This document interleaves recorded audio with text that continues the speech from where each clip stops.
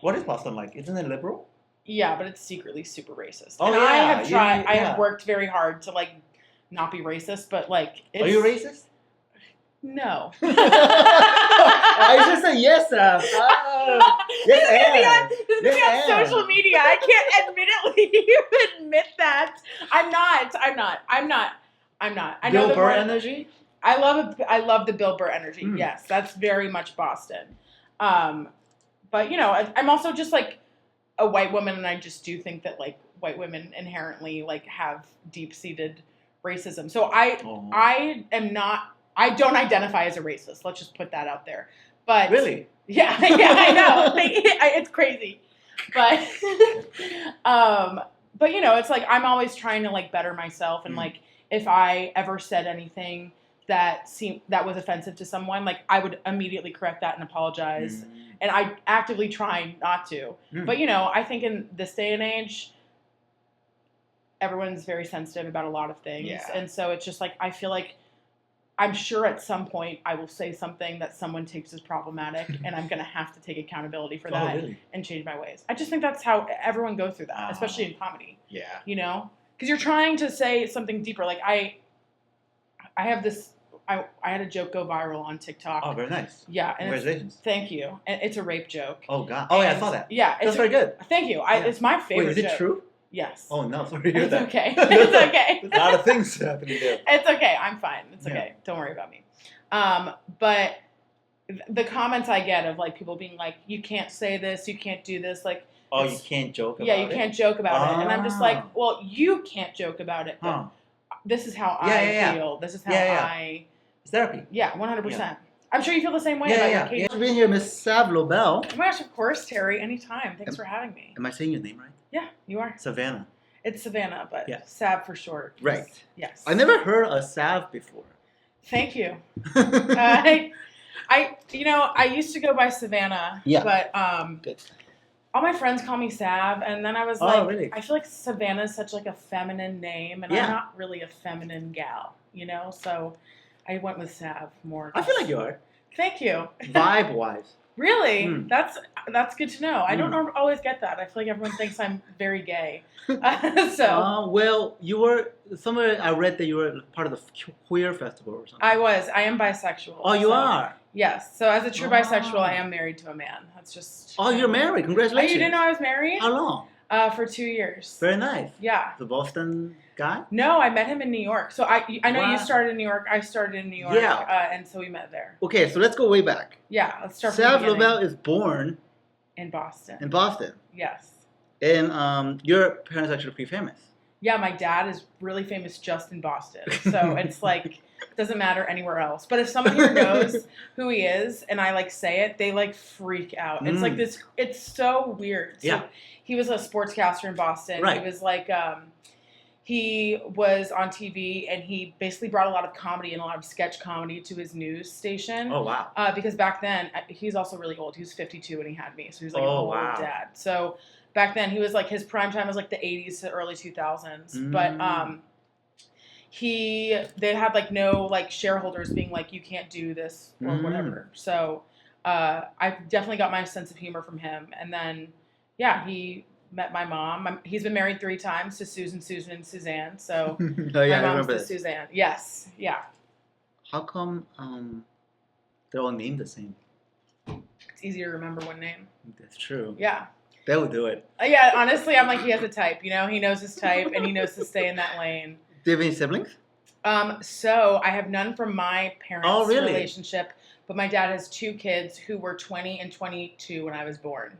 Which is crazy. They're more like uncles and aunts. Yes. Okay, did you talk to them? No. Yeah, actually I do. Yeah, I actually just saw my brother last week when I was in Boston. Oh, wow. And I visited my sister 2 weekends ago. She lives right outside of Portland. Oh, my God. Yeah, Oregon? Oregon, yeah. Oh, my gosh. Yeah.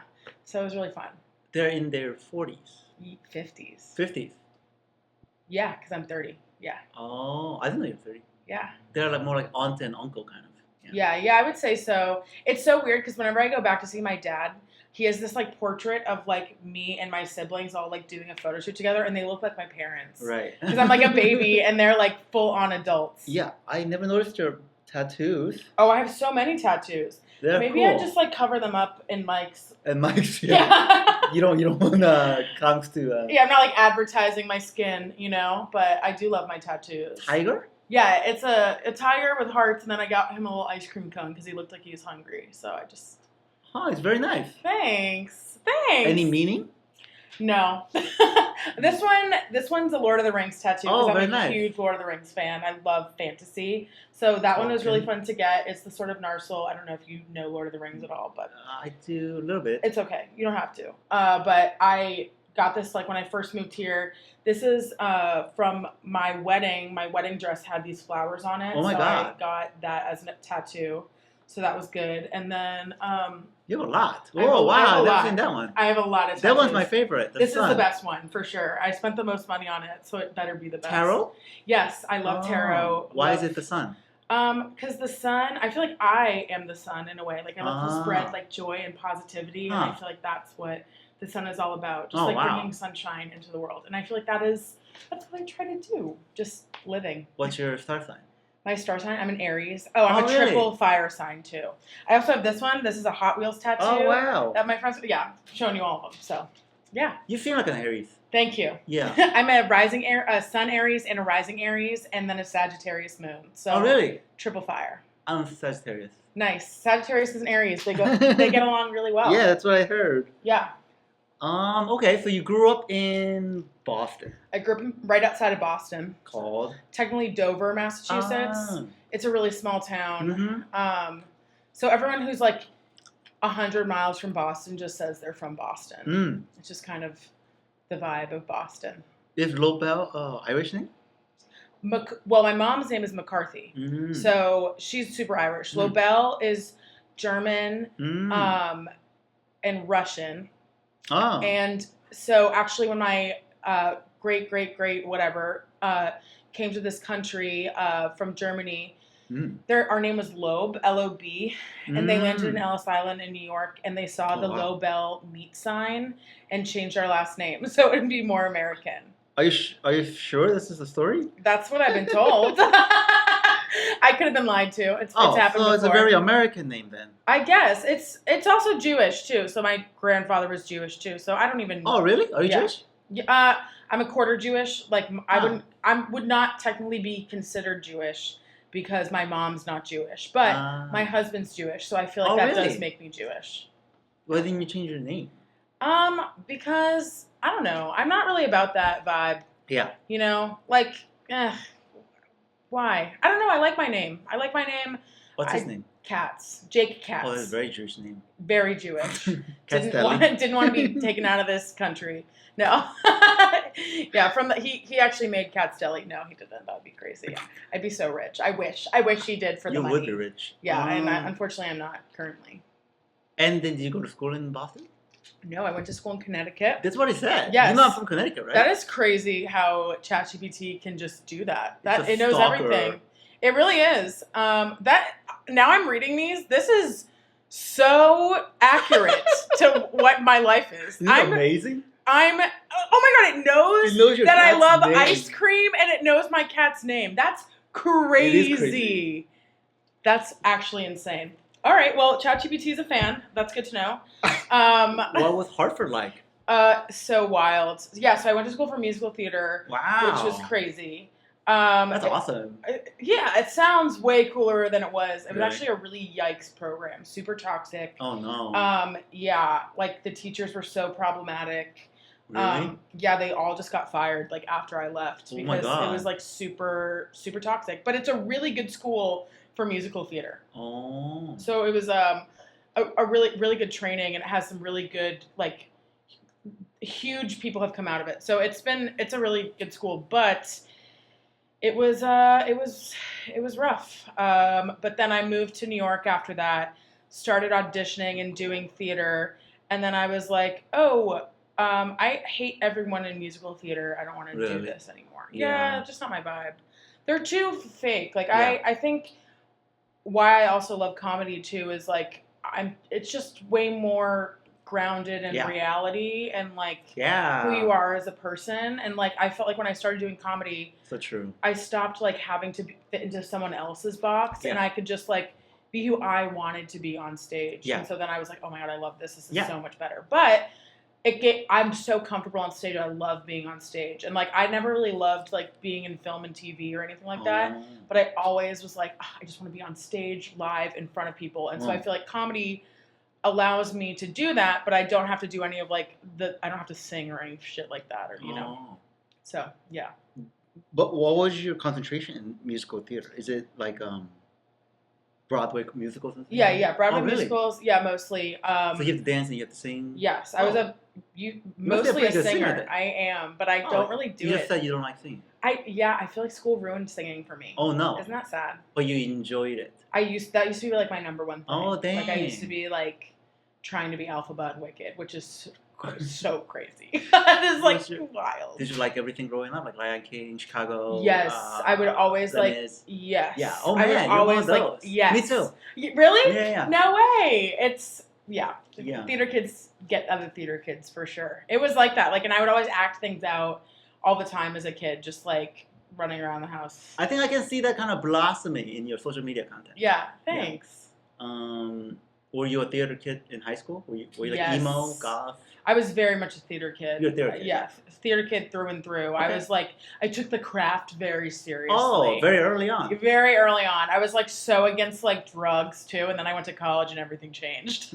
Which one? Which drug? Love weed. It's my favorite. But it's so funny because like growing up, I'll never forget, I was dating this guy in high school who was like a drug dealer because I never dated like good people except for my husband. He's the only good person I've ever dated. Well, drug dealers can be attractive. Yeah, they are for lots of reasons. Yeah, but I remember I was so psychotic. I was like 15. I was dating this drug dealer. Oh wow! And he I searched his backpack and I found like a pipe, like a corn pipe.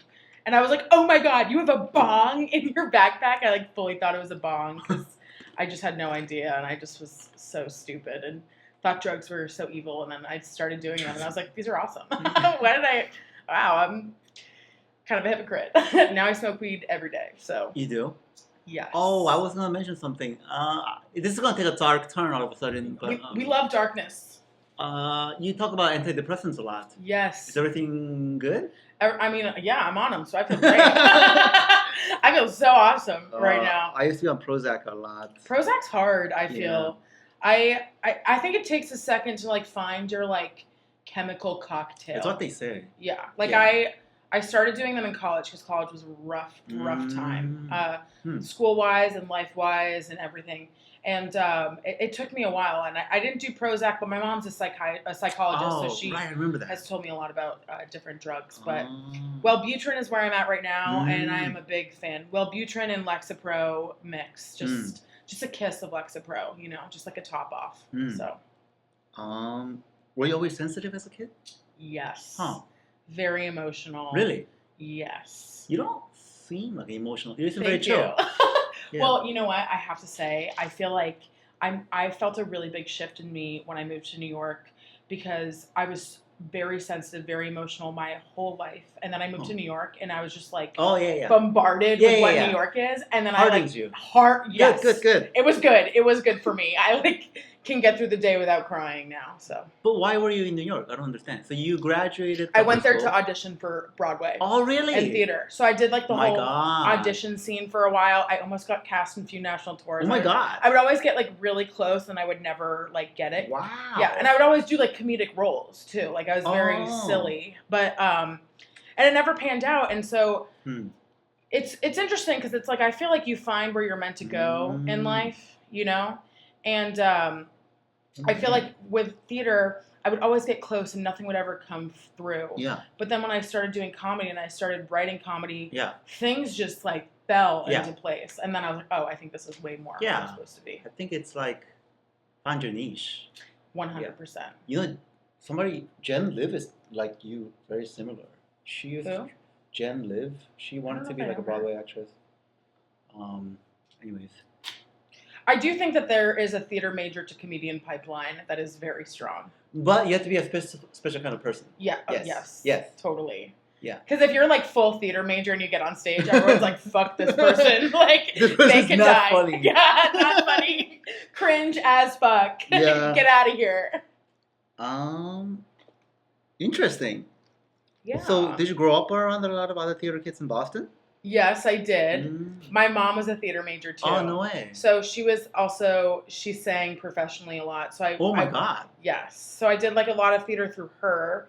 And then I went to this actually incredible arts program called Charles River Creative Arts Creative Arts Program, where I went there, I think from the ages of like 8 to like 18, literally. And we did all these classes. We did a lot of sketch comedy. We did a lot of like writing. It was like... When was this? High school? Like elementary school into high school. Like I went Man. for so long. And they have some crazy notable alumni, like Hari Neff. She's like a pretty famous actress. I did classes with her. Oh my God. Yeah, it's crazy. Like the alumni are crazy. Oh my God, what's her name? Jay Soloway.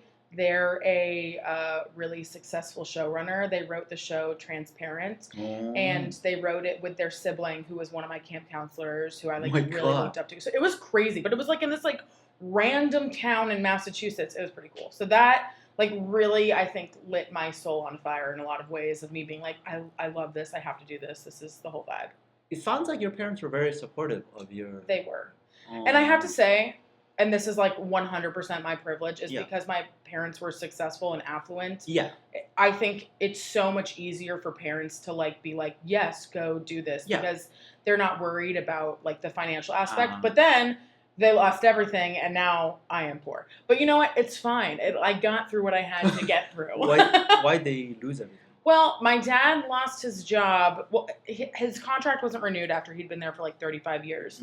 So his contract wasn't renewed. And then... The broadcasting? Yes, sportscasting. Same thing, though. And then he is a paraplegic, too, which I've talked about, I think, too. I don't know if I've told you that. But he's paralyzed from the waist down, which means he can't walk. He's in a wheelchair. Right. So he started having a lot of, like, physical problems. He wasn't always like that. Like, that started happening when I was in, like, the 4th grade.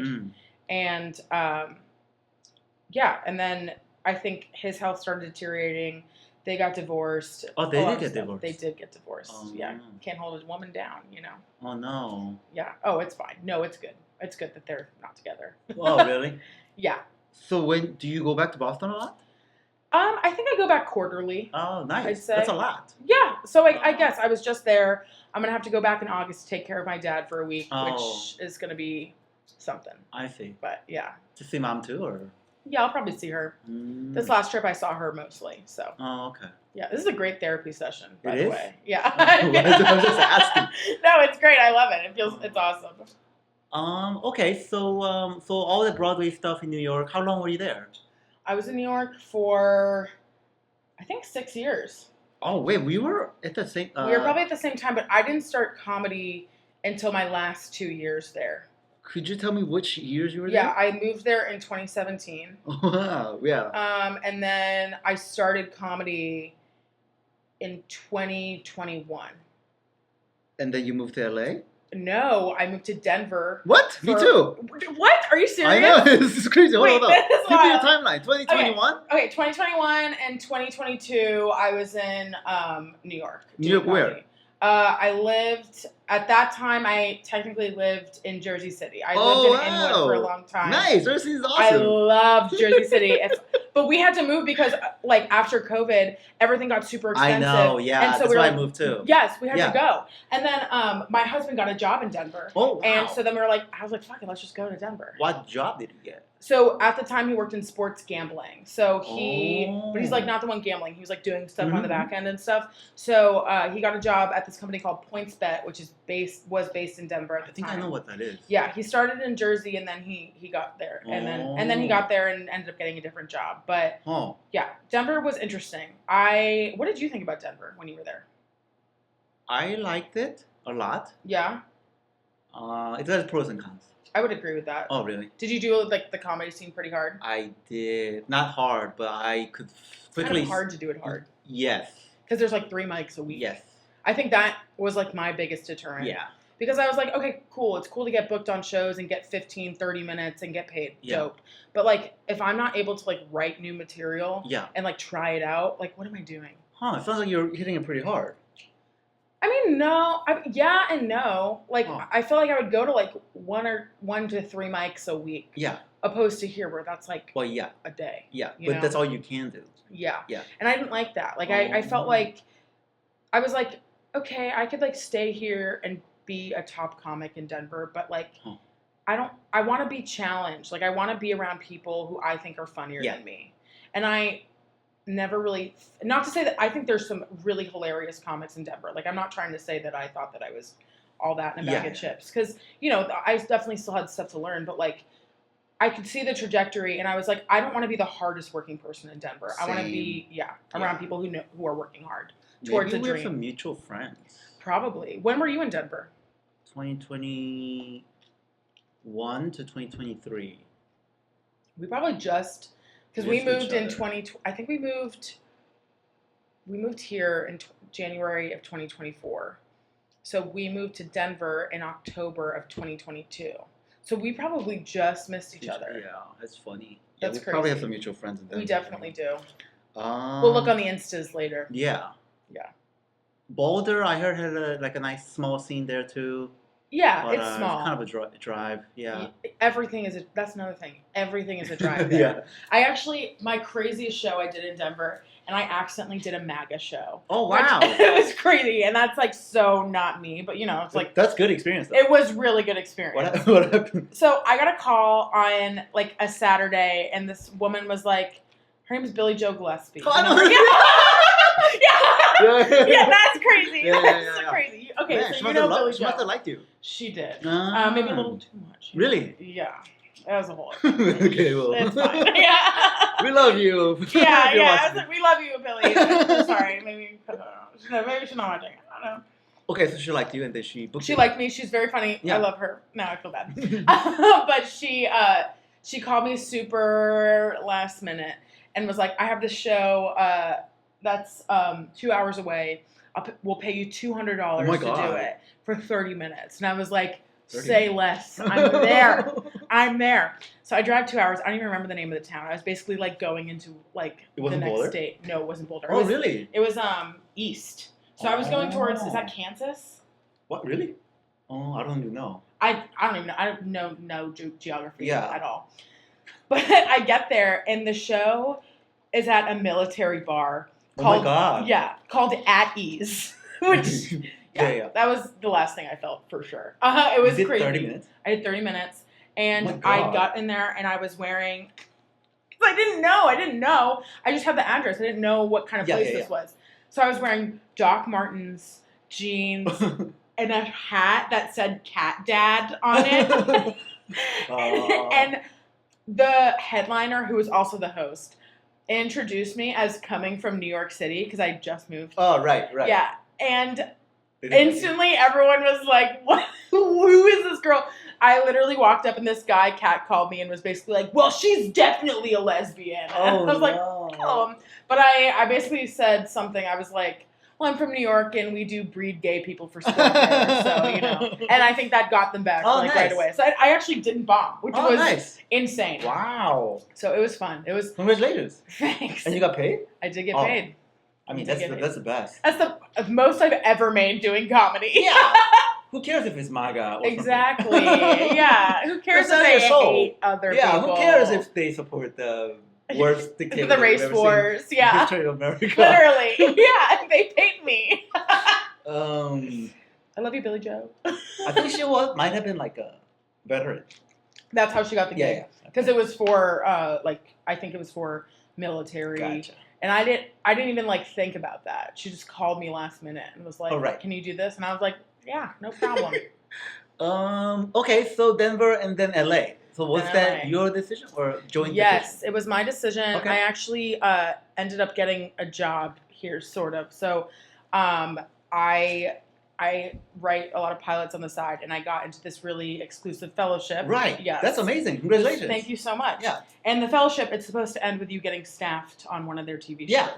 So I was the animation fellow for Fox, and so that meant like I could get staffed on like Family Guy, Bob's Burgers, The Simpsons. Yeah. So I was like amazing, and they were like, well, we can't staff you if you live in Colorado. Yeah. And I was like, okay, say less. I'm moving. you're always, you're always like, say less, I'm there. Yeah, I'm there. Literally. You'll pay me? Cool. I'll be there. So then we moved and the writer's strike hit. And it didn't end up panning out. Which, sorry to hear that. It's okay. You know what? I do think that there was a part of me that was bummed, obviously, you know. But I think now, looking back on it, it made me do so much more stand-up. And then I realized, wait, I love doing stand-up. Like, this is, it felt like it was right. Like, it felt like it was the push to get me here. And now I feel like I'm very much where I'm meant to be. And, like, this is, like, yeah. So it was good. But, like, I think everything happens for a reason. Really? So, yeah. Nice. And then I got a job out here, too. So that worked out. Very nice. Yeah. What's the job? I work for an award show. What, really? Yeah, I work Holy for. crap. I know, I'm crazy. I work. It's called the Clio Awards. Oh, I think yeah. If you haven't, it's cool. It's like the Oscars, but for marketing and advertising. Yeah, I think I know that. Yeah. So I work on all the programs there. Oh my God. And I just watch ads all day. So. Oh. It's a fine job. I love my work. I love being paid. Were you initially bummed out when the? I was definitely bummed out, especially because you know, I think it was hard because, you know, it's kind of a promise that they make and it didn't kind of pan out. And I worked really, really hard, but, you know, at the end of the day, I had no control over it, you know?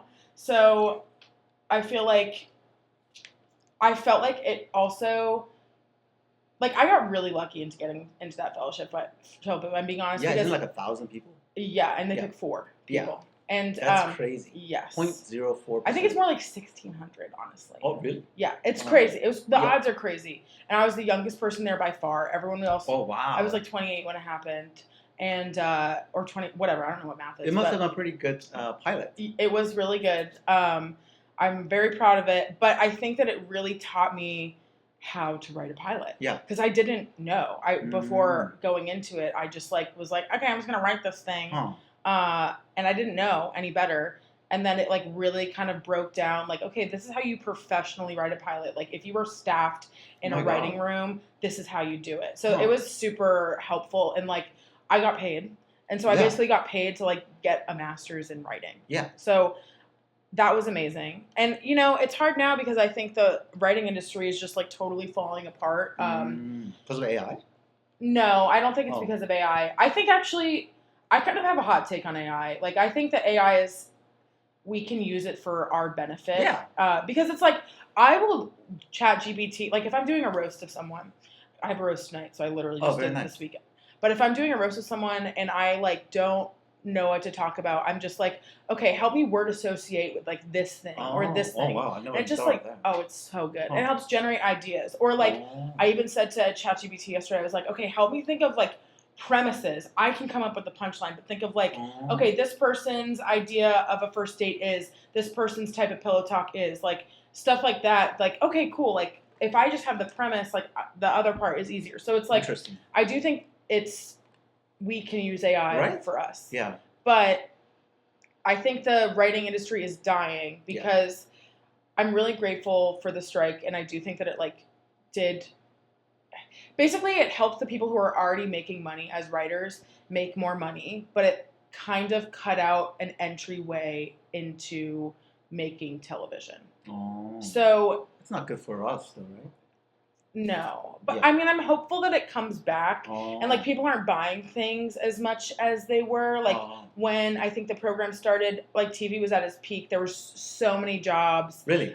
And production has been cut by like 60% over the past 2 years. It's not good at all. Yeah, and what I also think it is there aren't enough tax incentives to keep filming in California, which maybe do something about. That's what I heard too. Yes. So a lot of places are moving elsewhere, and like Atlanta or something. Yes, Atlanta, even Texas, just like literally anywhere that's a more tax incentive. And because of the tariffs, there's no foreign filming either. So it's like it's kind of all screwed up all around. Yeah. But I feel like you're the first person who ever kind of had a positive conversation about AI because you know they think that AI is going to replace everything in the creative I don't think it's going to. I mean, I think that there will be some, but like, look, it's here. Yeah. It's here to stay. Like, there's nothing we can do to make it go away. Yeah. You know? So why not use it? Yeah, I know. And look, I have asked AI to write jokes for me, and they're always bad. Like, there's never a joke that I'm like, this is good. Yeah. But what it does is it helps me get the gears turning so that I can write a better punchline than what it comes up with. That's true. Especially with comedy, I don't think it'll ever have the capacity to actually be funny. Yeah. I wonder if that's by design or why.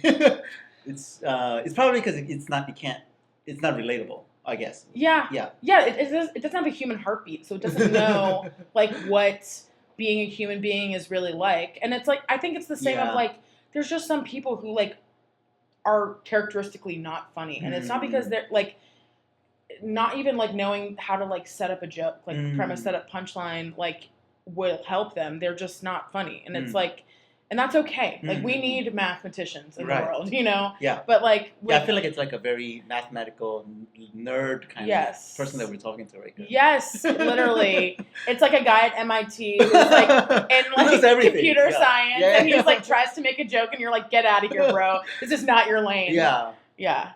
I was gonna ask you something. Who are you roasting? His name's Abdul. Oh, Abdul Mokhtar? Yes. Oh, yeah. I am roasting him. That's going to be fun. I'm very excited. I feel good about my jokes. So I think he's single, so I think there's a lot of juice. Oh, yeah. He's never been on a date, actually. Oh, no. Sorry, Abdul. I'm roasting you already. Yeah, he literally, we got coffee to, like, talk, and he was like, this is the closest I've ever been to being on a date. What, really? Yes. I was like, with a married woman. Well, that's so unfortunate. I just saw him yesterday. Yeah? Oh, was he running his roast walking around the Melrose. No. Nice. You know what? He's good. Like, he just started comedy, but he's, like, putting the work in. So. He's funny. Yeah. Yeah. Man, you've been through a lot in the past 3 years. Yes. Are you okay? No. I am okay. Yeah. What does your husband do? So he actually is unemployed right now. Oh, yeah. He just got laid off. Me. Hell yeah! Get in the club. But he's starting a part-time job today, actually, where he is doing commentary on sports teams. What, really? On YouTube. Yeah. That's awesome. Super into sports. So, yeah, I think that'll be good for him. And which sport? The Lakers in particular. Oh, very nice. So he loves basketball. Yeah. But, you know, I think after his last sports betting job, it's like a brutal industry. Like, he would work these shifts where he would work noon to 10 p.m., even on the weekends. Oh, my God. And I would, like, never see him. And at the same time, there was a part of me that was like, well, I'm just doing comedy all night. So, like, I don't feel bad about not being home because you're working. But at the same time, it's like our schedules were never aligned. So I felt really bad. And it was really toxic. But, you know, he's doing a lot better now. So. Man, why is it toxic? I think just like the burnout hours, like of working 10-hour shifts that are super late at night, even on the weekends. Like, you have no life. Like, his days off would be like Monday, Tuesday, all day. But it's like, what are we going to do? And it's like, sorry, I have to go to potluck on Monday. My bad. You know what I mean? Like, can't hang out. So, yeah. But he's okay. Is marriage everything that you envisioned it out to be? Look, here's the thing. I don't think it's fun for me to talk about marriage because I actually like my husband. Good. And I love him. Yeah. Yeah. And fun. It is good. It is fun. And we have a really good relationship. And I think my parents didn't have a great relationship, and I didn't really see, like, you know, I don't think I saw a good relationship growing up. Me neither. And so, yeah, and that's hard because you choose, like, what you learn, you know? Mm-hmm. And so I think with Jake, that's my husband's name, he's so awesome, and he's so nice, and he actually respects women, which is, like, so hot, you know? And is it hot? Yeah, it is hot. I mean, it could be hotter, but, you know, it is. I don't know. It's, like, nice to feel respect. And, yeah, so I think it is great. It is great, and he's great, and I love him. And does he do the cooking and the cleaning? He does. Oh, my God. He does. That is hot. He does all of our laundry. What, really? Yes. Holy crap. He empties all the trash. Wow. Yeah. It's crazy. And I'm on him. I know. That's the thing. It's like, it's hard. Why does he grow up like that? Yeah, he grew up with his dad. That's very rare. Yes. Huh. So I never talk about him really on stage, not because I like don't have things to say, but I'm like, no one wants to hear that I'm happy. You know, like people want to hear that I'm doing terrible, and they want to laugh at my pain. So, but he's great. I love you, Jake. Wow. And how did you two meet? On Hinge. Oh, very nice. Yeah. In New York, yeah. Huh. Back when Hinge was good, I feel like. Hinge was good back in the day. Yes. Especially in New York. Yes, OG Hinge. Like, it was like right when Hinge came out, too. Yeah. Like the prototype years. So it was awesome. And I feel like I hate to say this, too, but I definitely knew he was special on the first date because my gosh, we had like all this crazy stuff in common. Like his mom's name is Susan. Oh, God. And she's a therapist. My mom's a therapist. Yeah, that is crazy. Like all this like crazy stuff that we had in common. And we went to just get a drink and we ended up hanging out for like 6 hours. So it was pretty nice. And the craziest thing, it was crazy. And we like never ran out of things to talk about. And he asked me my permission to kiss me on the first date. What? And no guy had ever done that. And I was like, oh shit, maybe I've been doing this wrong. Not to burst your bubble, but I don't think you're supposed to ask for permission on the kiss. You know what? I just appreciated the respect. Okay. Yeah, you're not. It's supposed to be like natural and just like a, you know, but the fact that he did actually was a huge win. Yeah, if it makes you happy. Yeah, hey, we're married now, so I guess he did something right. Hey, you can take that tip next time, too.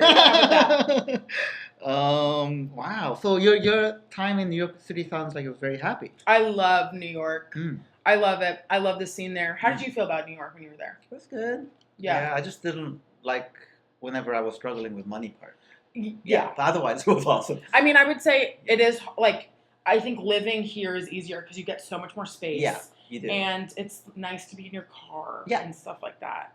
But I loved the comedy scene there. Yeah, I feel like I made awesome. some amazing friends, and it's great if you know how to write a joke. Like I think living there really taught me how to write a joke. Yeah. And I can really tell here when people don't know how to write jokes. You know what I mean? Yeah, I think you're right about that. Yes. It's very personality forward here, which is great. So I think it's awesome when you can do both, when you can like be in New York at one point, get the basics. Because every time I go to a mic in New York, they're literally just, people are on their notepad and like, this is the joke I wrote. But here it's like, everyone's done it like this. You know what I mean? Yeah. So it's nice when you can do both. But it's good to be here because then it's like, I think here is where you really hone your stage persona. You know, this is the place to do that. I think you're right. Yeah. I saw somewhere that you were involved with this year's Laughing Buddha. Yes, I was. I helped produce the festival. Oh my God. So when I started doing comedy in New York, I started with Laughing Buddha. I'm sure you've heard of it. Are you friends with Jeff?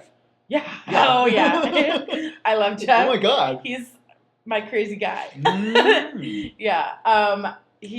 Crazy. Yeah, it was crazy. But that's where I started. And another thing of like things all falling in the right place is I started hosting there and I got all these mics for free. Oh my God. And so it was like such a attainable way to do comedy because I didn't have to pay for any mics. I pay for a lot of Laughing Buddha mics. I know, and they're so expensive. They're like $750. Hi, Jeff. Yeah, we love you, Jeff. I hope you're making good use of my money, Jeff. Yeah. Trust me, he is. Jeff likes you? Yes. I guess so. He loves me. Yeah. Well, he flew me out and paid me to do this. What? Really? Yeah. Oh well, did you ever meet Darren? No. Okay, great. Well, so, no, Darren's the best. She's like one of my best friends out there. But she basically runs Laughing Buddha now. I didn't know that. Jeff kind of just like will come in and like help out and like, you know, call the shots here and there. But Darren's really like the one running it. So she kind of was the one to push me into coming to the festival. So I stayed with her for the 2 weeks that I was there. I was one of the judges. It was so much fun. And then I got to perform almost every night. So holy crap. It was amazing. You got paid?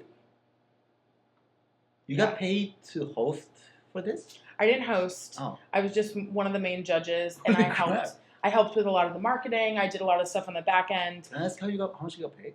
How much did I get paid? I think just like $1,000. What? Yeah. And they flew you out? Yeah. When would you say? I stayed with my friend Darren, so I stayed with her for free. So, but it was Oh my crazy God. because, well, I was working 2 full-time jobs. So I was doing the festival, and I was also working my day job. Oh my God. So Remotely? yes. That's nice. And my company's in New York too, so like I would go into the office a few days a week. Holy crap, dude. It was the That's pretty craziest. intense. It was intense, but it was really fun, Yeah. and I loved it. It was so much fun. But this is the thing about Laughing Buddha is like the things just like fell into place. So when I started hosting. I would get these mics for free, and then they would let me take their classes for free. So I would get, do you know Kevin Dombrowski? No. Oh, he was like he's a big comic over there now. Oh. But I took his stand-up class for free and all this stuff. So it was just like I took a crowd work class for free. So it was just like it just all kind of fell in together. It was like I felt like the universe was kind of like, this is what you're meant to do, and we're gonna help you. I think so. When was this? This was in pretty recent. Yeah, I'm trying to think. I think it was in March. How long were you there? 2 weeks. Nice. That's awesome. March or April. It might have been April. I think it was end of March, early April. Wow. Yeah, it was really fun. It's amazing how they were able to like blossom this Laughing Buddha thing into. Yes, it has come so far. Like I think when I was there, it was good, but you remember how it was, I'm sure. But like I think with the help of Darren, it has really taken off. And now they're at like New York Comedy Club. They're at the Stand. I would host at the Stand in my first year of comedy, like every week. Like how crazy is that? Wait, how do you know this person, Darren? Just through Laughing Buddha. So we started doing comedy at the same time. Together? Oh, yes. Wow. So she's amazing. She actually used to be Stan Lee's assistant. Like personal assistant, like from Marvel, the guy who made all of the Marvel shit. Yeah, so she lived out here for like years and like 10 years. Is she like an older lady? No, she's like she's trans. She's like probably in her late 30s. What, really? So she was like young when she lived out here. Oh, I see. So she was out here, and then she moved to New York, and then started comedy, and she's so funny. Oh. Yeah, she's a star. So. Yeah, so every time I go back to New York, I'm so lucky. Like I'm able to like get on shows and stuff. So it's pretty dope. Man. Yeah. Well, I guess you just have a way with people because Thanks. Sounds like you have a elite track in this comedy world. Well, why do you hang out with us? I didn't know. I love you guys. Well, here's the thing. I love the fourth wall, honestly. Oh, nice. And I talked to a lot of female comedians who hate it so much. I know. Could you just let us know why? So we can just better understand. I think women feel uncomfortable in spaces that are dominated by men. And I've never been that way because I feel, I don't know, I have a lot of big dick energy. So I feel like I don't know. For me too, at least with Fourth Wall and when I started doing it, it seems to me that it's like the really, really good, it's not a place you go to be good. You know what I mean? And so I love female-run shows and mics and everything like that, and LGBTQ mics and everything. And they're so supportive, but that doesn't really serve, like, if you're trying to get better. Like, so I would prefer to, like, bomb, like, in front of a tough room and learn to get better than, like, be coddled in a way. Very nice. You know? But I think with, like, a lot of women in Fourth Wall, I think it does feel like a boys' club a lot. And, you know... Maybe they took it the wrong way. Like, it was hard, and they took it as us being mean. I think that, or like, you know, I think you've heard the stuff that happens at Fourth Wall. Yeah, that is true. So that is, Yeah, I think there's women that hear that and are just like, oh, I don't feel safe. Yeah. But you know what? I think I've been through the worst of it in the sense that I can really let it roll off my back in a way that I don't think that other women can. So I think that's good. But that's what I like. Like, I also, too, there's a part of me that feels like if I'm not at the Fourth Wall NoHo, will there ever be a woman at the Fourth Wall NoHo? Probably not. Yeah, like I feel like I want to know, let the men know that women exist and they're funny. Right. Yeah, because I guess women don't like it when we talk about like trans people or like. I don't think it's necessarily. Or say the N-word. I think it's more the N-word. It's probably. More the N-word. Yeah. Or like, you know, I've heard some really like. There are jokes that I've heard at Fourth Wall NoHo that are super hateful towards women. Oh, I see. You know? And I think that's really it. Like, and it's like, I can always tell, like, if there's a comic who I don't know and, like, says that stuff and they see me in the room, I feel them immediately like get on edge because they're like, well, I can't say what I want to say, and I'm like, no, that's not true. I think that you can say anything as long as you make it funny. Yeah. Like, I don't care if a joke is. I don't care if a joke's offensive if it's funny. Nice. Do you know what I mean? Like, if you're clever enough to say it in a way that like brings everyone together, that's really what it's about to me. Because I want everyone to be together. Like, that's what I think comedy is meant for, not to like divide people. Yeah. And I think when jokes at like a no-host situation are divisive and not like bringing everyone together on this one issue, that's when I think people get uncomfortable and afraid. But I don't feel so. I mean, I don't know. Do you remember what it was? I don't off the top of my head, but just like things like I know I've heard people be like, women suck. Like, there's one comic, and I'm not going to name names. At comedy or? At comedy, yes, and just like in general. What? But there is one comic, and again, I'm not going to name names, that I think of right away, that every time he sees a woman on stage, he like pretends that he's asleep. Oh no! Yeah, that's horrible. What's wrong with that guy? And like the way, like I'll never forget, I did a show with this comic once, and I crushed, which whatever. Very nice. Thanks. Whatever. No, but that doesn't matter. And you know, he did fine. It was fine. And then afterwards, you know, people were coming up to me and they're like, "Really great job, awesome." And he came up to me afterward. He goes, "You sucked. I hated you." Oh and my I was god! like, really? Yeah. What's wrong with this guy? Yeah, I'll tell you after we're not recording. But like, holy shit. it just was like that kind of stuff. I just am like, what is your problem? Yeah. Like, you feel so emasculated that there's a funny woman. Like, that's, like, so on you. And it just, like, that's kind of what I don't fuck with. And I'm not going to say anything. Like, again, I think anyone should be able to say anything they want on stage, especially at an open mic. Like, that's what it's there for. It's there to, like, we're there to fall on our face and, like, learn what's funny. And, like, if we don't have those parameters, how will we know? Yeah. Like, you know, but... Again, I do think that comedy should be used to bring people together and not separate them. Yeah. So. I guess you've had your share of kind of petty people doing weird stuff like that. Yeah. Yeah. Yeah, and I don't know. Again, I really don't let it. I try not to let it affect me as much as possible. Yeah. Because it's like I can't control what other people say. Yeah. And I also don't want them to think that I'm like a narc, you know, or like just like I don't know, especially in like.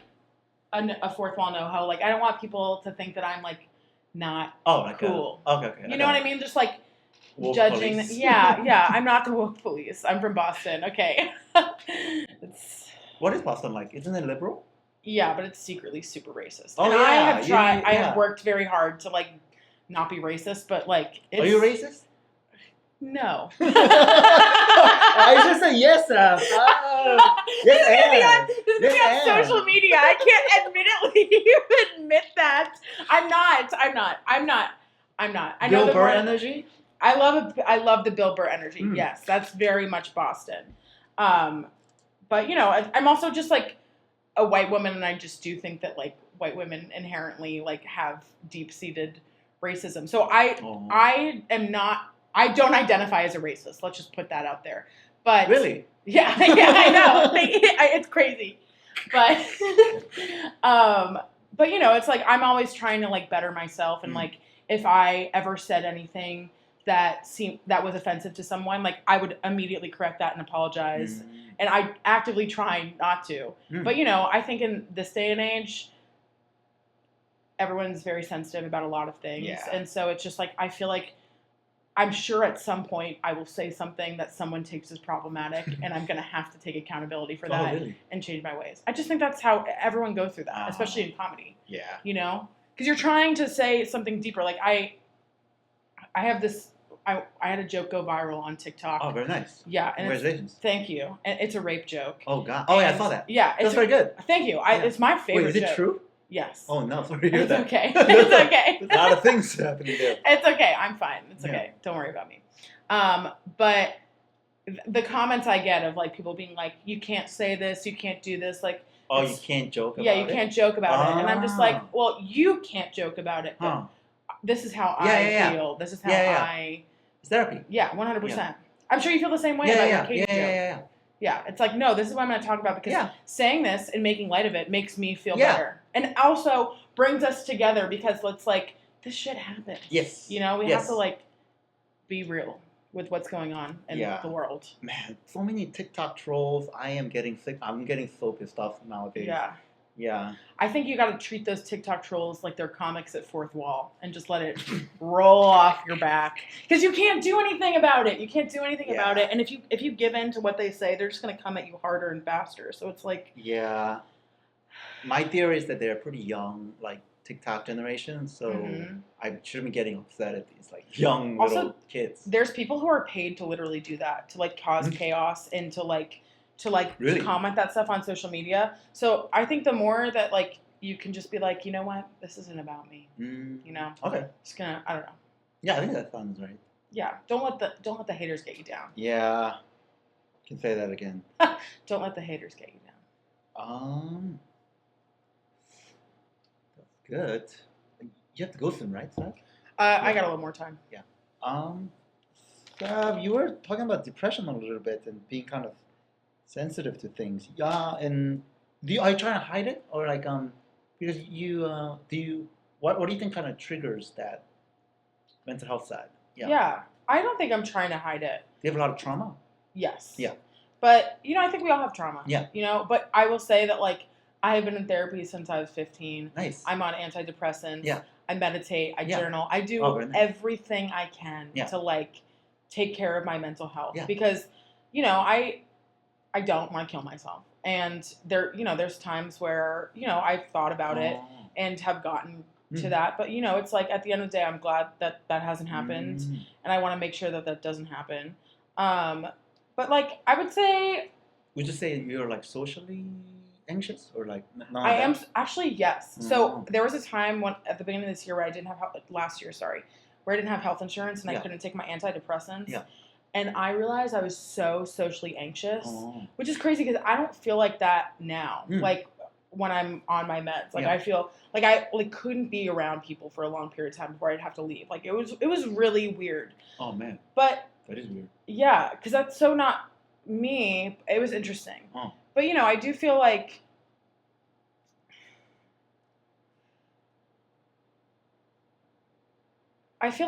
it's everyone's going to struggle with something all the time, and you just got to find the way to get through it in your way. And I'm not trying to hide it. I mean, I do think that there's a part of my stage persona that like I appear a lot stronger and grounded and like heals in more than like I actually am as a person. Like I think as a person can be a lot more sensitive and vulnerable.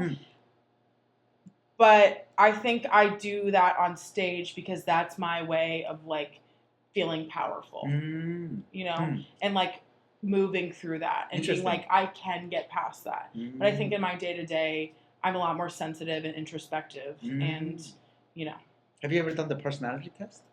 Like the Myers-Briggs? Yes. I think ENFJ. But you are E. Yeah. So you're actually more extroverted then? Yes. I would say so, yeah. I think COVID really fucked everything up. Really? Because I was like wicked extroverted before then too, and then I think COVID hit, and being in like around a lot of people at once is when I get super anxious. Oh, I see. Yeah. Huh. But you like being around people in general? I do. Like I really thrive talking to people and like being around people, and like this is a perfect situation for me because it's just one-on-one. But like I am extroverted, but I do, there's definitely moments where I have to like smooth brain it and rot on the couch and like go nonverbal, I'm actually one of those people who kind of like the whole lockdown situation. Yeah, I loved it. Oh, yeah. I played so much video games. I wish that could come back so I could just play Elden Ring all over again. Oh, Elden Ring is a great game. Yeah, I'm a big gamer. I didn't know that. Yeah, I am. I love me some video games. Wow. Yeah. Yeah. You're kind of an interesting person. You are Thank you. Tolkien, video games. Thank you. Yeah. I do. Thanks. I appreciate that too. Kind of a cross between the geek table and the theater table. Yeah. 100%. I think I just love anything that's creative, or anything that's a story. Like I've always loved stories, been drawn to stories, and I think that's how I got into theater and everything like that. And so, I think I like gaming a lot because I can like that is really the only time that I can smooth brain things where I'm just like in a game and I'm like focused on that nice. and I don't have to think about like our world collapsing around us. So that's nice. I think I know what you're saying. Yeah. Yeah. Yeah. That's awesome. Cause playing role playing. Yeah. Yeah. That's cool. I haven't done that one. But Elden Ring's kind of RPG, right? Yeah. You know Skyrim? Yes. It's pretty old. Yeah, I just started playing Oblivion. Oh, nice. Elder Scrolls Oblivion. Nice. So that was good. I liked that one a lot. All right. If I could send this video to you in 5 years, Sav, you'll be 35. Mm-hmm. What would you say to yourself? It's a time capsule. I'd say don't kill yourself. That's the best. Yeah. That's the and best then we'll find out in 5 years. Oh, don't kill yourself. No, I'd say, keep working to bring joy into the world. Release the desire of an outcome. Yes. And just work to be in the moment and bring joy to the people who are in front of you at this time. Oh, very good. This is that's sage advice. Thank you. I just come up with that? I feel like I've been working towards that because nice. I think when the whole Fox thing fell through, I was disappointed, of course.